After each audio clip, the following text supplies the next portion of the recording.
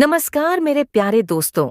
रूही कभी जिस औरत की मांग का सिंदूर नहार की सांसों से जुड़ा था, आज वही औरत अपनी आंखों के सामने देख रही थी। उसका पति किसी और के इशारों पर मरने तक तैयार था। हाँ, सुकून ने बस एक कॉल किया और नहार ने सब कुछ भूलकर कहा, तुम कहो मैं कुछ भी कर सकता हूँ। सुकून मुस्कुराई, वो मुस्कान जिसमें प्यार नहीं काबू का नशा था। उसने कहा, तो रेलिंग पर चढ़ जाओ, और नहार बिना कुछ सोचे छत की रेलिंग पर चढ़ गया। सुकून ने रूही की तरफ देखा। जाके देख तेरा नहार मेरे लिए क्या कर सकता है। रूही भागती हुई बाहर आई, दिल दहकता हुआ, आंखें चौंधियाई हुई। वो चिल्लाई, नहार जी नीचे उतर जाइए प्लीज। पर नहार नहीं रुका। हर शब्द हर सांस अब सुकून की पकड़ में थी। सुकून रूही के पास आई। देख लिया, अगर मैं चाहूं तो नहार इस वक्त नीचे कूद जाएगा। पर मैं नहीं चाहती कि वह मरे। मैं चाहती हूं कि वह जिए मेरे लिए। उसकी आंखों में वह जीत थी जो इंसान की नहीं, आत्मा की लगती थी। पर कहानी यहां खत्म नहीं हुई, क्योंकि उसी दिन शाम को सगाई की तैयारी शुरू हो गई। दादी ने सुकून को अंगूठी दी और कहा, सगाई के दिन यही नहार पहनाएगा। सुकून मुस्कुराई और रूही का दिल टूट गया।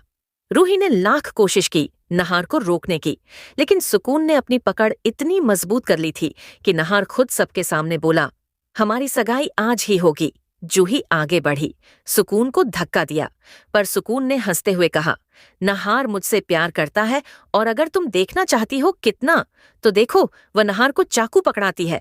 अब अपनी नस काट लो। रूही की चीख निकली, रुको, अगर तुम्हें सगाई करनी है तो करो, पर खुद को मत मारो। वो टूट चुकी थी पर हार नहीं मानी। सगाई हुई, सब तालियां बजा रहे थे, पर उस पल रूही के सामने सुकून का चेहरा बदलने लगा। हाथों से धुआं निकल रहा था। रात को रूही ने देखा, सुकून ने बक्सा खोला, अंदर वही पेंटिंग थी, और एक पल में वह उसमें समा गई। रूही ने फुसफुसाया, तो यह सच है, सुकून एक आत्मा है। उसने ठान लिया, चाहे कुछ भी हो जाए, वह उस पेंटिंग को नष्ट करके ही रहेगी।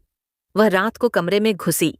हवा ठंडी थी, बस दीवारों से वही आवाज आई, अगर तुमने मुझे छुआ तो तुम्हारा अंजाम बहुत बुरा होगा। पर रूही ने सिर उठाया, आंसुओं के बीच दृढ़ निगाहें।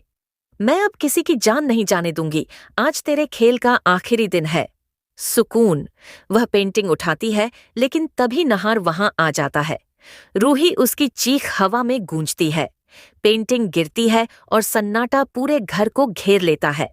अब सवाल बस एक है, क्या रूही इस आत्मा को मिटा पाएगी, या सुकून अब नहार की रूह में बसकर इस कहानी का सबसे डरावना सच बनने वाली है।